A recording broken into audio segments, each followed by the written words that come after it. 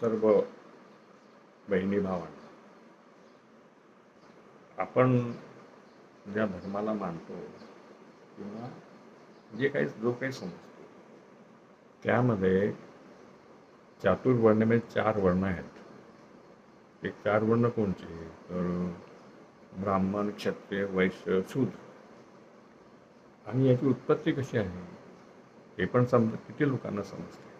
पण समजून घ्यायला पाहिजे, माहीत करून घ्यायला पाहिजे की हे चातुर्वर्ण्याची उत्पत्ती त्यांच्या वेदामध्ये, म्हणजे काही वेद तुम्ही लिहिलेले नाही आहे, हे ब्राह्मणांनी आर्यांनी लिहिलेलं आहे. त्या वेदामध्ये, ऋग्वेदामध्ये सांगितलं आहे की ब्रह्माच्या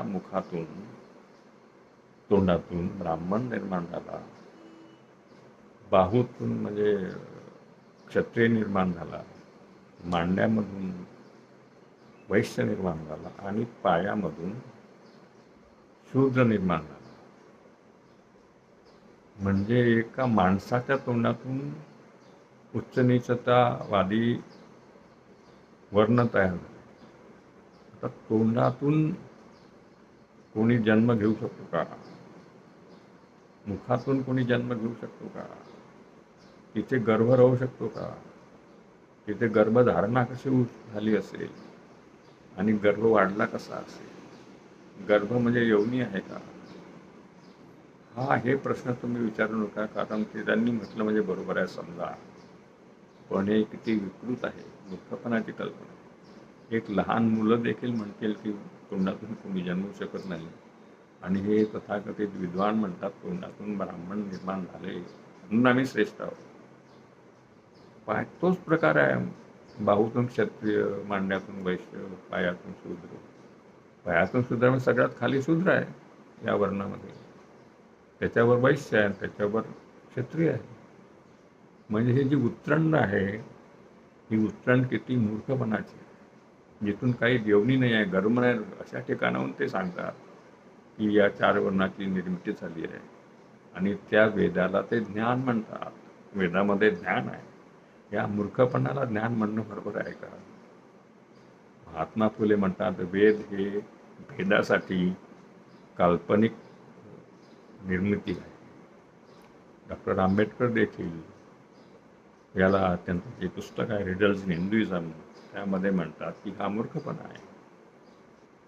म्हणजे तुम्ही ज्या प्रकारे चातुर्वर्णाची निर्मिती सांगता ती विक्षिप्तपणाची विकृती आहे, आणि या विकृतीला लोकांनी मान्य करावा म्हणून तुम्ही आक्रमकपणे त्याचा प्रचार केला. तुम्ही म्हणजे आर्य या देशामध्ये यायच्या आधी ते सिंधू संस्कृती होती. त्या सिंधू संस्कृतीमध्ये कुठल्याही प्रकारची विषमता नव्हती. ती अत्यंत प्रगत अशा प्रकारची संस्कृती होती. त्या संस्कृतीवर तुम्ही आक्रमण केलं. म्हणजे तुम्ही बाहेरून आले, इराणमधून, असं महात्मा फुले म्हणतात. आणि ते सुद्धा म्हणतात, टिळक देखील म्हणतात की आम्ही बाहेरून आलेलो आहोत. जे आर्किड फ्रॉम इन द वेदाचे जे टिळकांचं पुस्तक आहे त्यामध्ये म्हणतात की आम्ही उत्तर ध्रुवावरून आलो. म्हणजे हे आर्य इथले रहिवासी नाहीत, मूळ रहिवासी आहेत, ते बाहेरून आलेले आहेत किंवा त्यांनी बाहेरून येऊन इथल्या लोकांवर आक्रमण केलेलं आहे. अशा प्रकारचे हे लोक, जर तुम्हाला अशा प्रकारची चातुर्वर्ण्याची उत्पत्ती सांगत असेल तर ते तुमच्या भल्यासाठी राहू शकते. चातुर्वर्णी हे त्यांच्या आक्रमकतेचं एक रूप आहे. त्यांनी आक्रमण केलं आणि इथल्या असुरांचे राज्य नष्ट केलं किंवा त्यांना पराभूत केलं. तुम्हाला बळीराजा आणि वामनाची कथा माहीत असेल. बळीराजा हा इथला समतावादी राजा होता, आणि जेव्हा तो हरला नाही त्यांच्यापासून आर्यांमुळे, तेव्हा आर्यांनी कपट करून बळीराजाला फसवण्याचा प्रयत्न केला, फसवलं. वामन मूर्ती, छोटी भूमिका, विष्णूनं छोटी भूमिका घेऊन वामन रूप धारण केलं, म्हणजे छोटं बटबटू वामन त्याला म्हणतो हो. आणि त्यांनी सांगितलं की बळीराजा भीक माग. हा जो प्रकार आहे की हारले नाही तर भीक मागा आणि फसवा, तो त्यांनी केलेला आहे. म्हणजे या देशावर त्यांनी आक्रमण केलं, भौतिक आक्रमण केलं, धूर्तपणा केला आणि इथल्या लोकांना गुलाम करण्याची प्रक्रिया सुरू केली. आणि ही गुलामी म्हणजे काय? या देशामध्ये हे ज्यांना त्यांनी शूद्र म्हटलेलं आहे, ही सुद्धा शूद्र म्हणण्याची चाल हा एक प्रकारचा मानवतेवर आक्रमण आहे. की अरे तुम्ही खाली आहात, आम्ही सांगतो, आम्ही देव आहोत, आम्ही देवाचा ऐका. अशा प्रकारे त्यांनी तुम्हाला शूद्र केलेलं आहे. पण म्हणून हे चातुर्वर्ण एक लबाडी आहे, मूर्खपणा आहे, कल्पना आहे. ती मानू नका, कोणाला उच्च समजू नका, कोणाला नीच समजू नका. म्हणून चातुर्वर्ण्याचा विरोध करणं म्हणजे समतावाद स्वीकारणं. महात्मा फुल्यांनी, पेरे रामस्वामींनी, बाबासाहेब आंबेडकरांनी, शाहू महाराजांनी चातुर्वर्ण नाकारलं.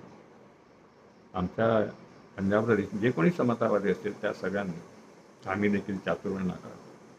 चातुर्वर्ण हे लबाडी समजतो, विकृती समजतो, मानवतेवरचा कलंक समजतो. चातुर्वर्ण्याला मान्य करणं, ब्राह्मण श्रेष्ठता मान्य करणं ही चूक आहे, अपमानकारक आहे.